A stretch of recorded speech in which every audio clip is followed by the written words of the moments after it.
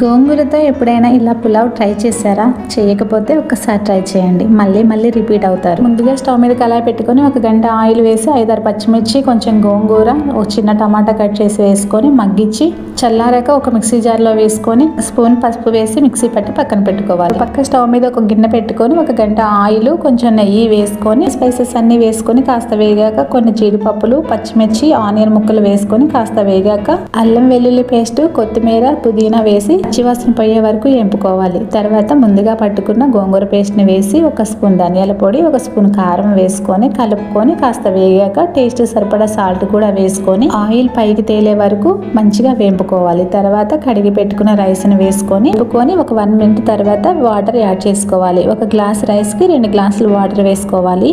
3 whistles వచ్చిన తర్వాత 5 minutes తర్వాత కుక్కర్ మూత ఓపెన్ చేయాలి. సూపర్ టేస్టీ గోంగూర పులావ్ రెడీ. వీడియో నచ్చితే ప్లీజ్ లైక్ అండ్ షేర్ చేయండి.